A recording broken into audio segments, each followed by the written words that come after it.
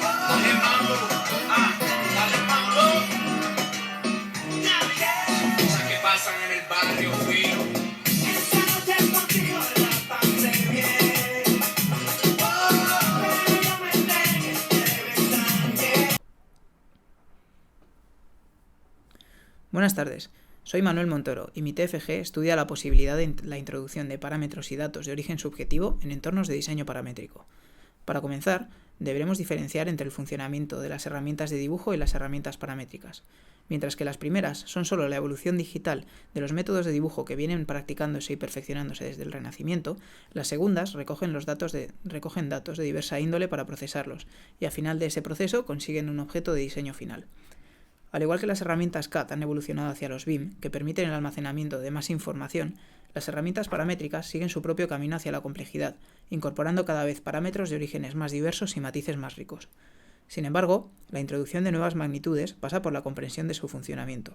Al tratarse de entornos digitales, la información básica que introducimos ha de pasar forzosamente por un proceso de traducción al único lenguaje que comprende el ordenador, numérico y matemático. Es aquí donde nos encontramos el primer problema. ¿Cómo traducir una sensación provocada por la arquitectura en un parámetro regido por una ley matemática? ¿Cómo convertir un sentimiento perceptivo en un número? A lo largo de la historia, contamos con diversos ejemplos de parametrización de influencias tan subjetivas como el dolor, el mal olor o la complejidad matemática. El primer ejemplo viene dado por la escala gráfica del dolor, llamada escala visual análoga, desarrollada por médicos para facilitar el reconocimiento y la auscultación de dolor. Es una regla de 10 centímetros dividida en secciones de 1. En ella se sitúan valores del 0 al 10, identificando 0 con ningún dolor y el 10 con un dolor insoportable. A la pregunta del médico al paciente ¿cuánto te duele?, este último señalará en la gráfica un número según cómo se encuentre. De este modo no solo se consigue enclaustrar todo el dolor en un valor numérico de 0 al 10, sino que también se logra localizar una sensación personal con un margen de error de una unidad. De aquí aprendemos que el primer paso para parametrizar un valor subjetivo es su localización dentro de un límite máximo y uno mínimo. Como segundo ejemplo tenemos el mal olor o la medida de la fetidez del aire. El profesor Le Fanger logró definir la unidad de emisión de olor diaria de un hombre adulto. El mal olor, que puede ser algo que a priori pueda parecer que depende de aquel que huele, se mide en Olf, que es la unidad de emisión de olor de una persona adulta media, no fumadora, que toma 0,7 baños al día en actitud sentada y con 1,8 metros cuadrados de piel. Nos fijamos en que esta medida se basa en datos objetivos, la superficie de piel, un metabolismo basal y el número de baños que se toman. Como segunda conclusión tomamos que se puede formar una unidad para medir un parámetro subjetivo en base a unidades objetivas reconocidas por el sistema internacional. El tercer ejemplo viene dado por el análisis de la complejidad en funciones matemáticas. Entre muchas de las versiones que existen, predomina la que defiende que la complejidad de una función matemática dependerá de la disparidad entre los valores de crecimiento y la curvatura que se den en ella. De este modo, sacamos la tercera conclusión.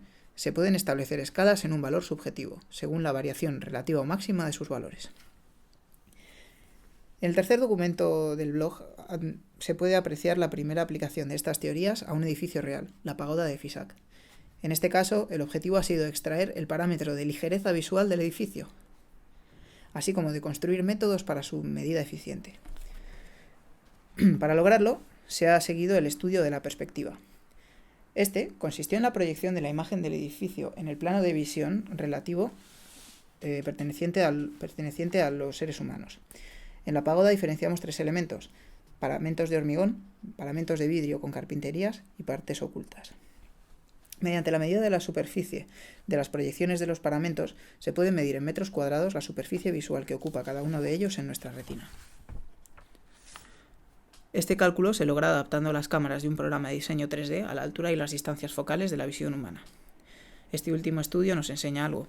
Si queremos introducir parámetros subjetivos como la sensación de orden o la ligereza visual, al mismo nivel que la gravedad, el peso o la capacidad portante del hormigón en un modelo paramétrico, tenemos que cambiar el sujeto de estudio y buscar la fuente de datos subjetivos no en el edificio ni en la arquitectura, sino en las reacciones que provoca en la gente.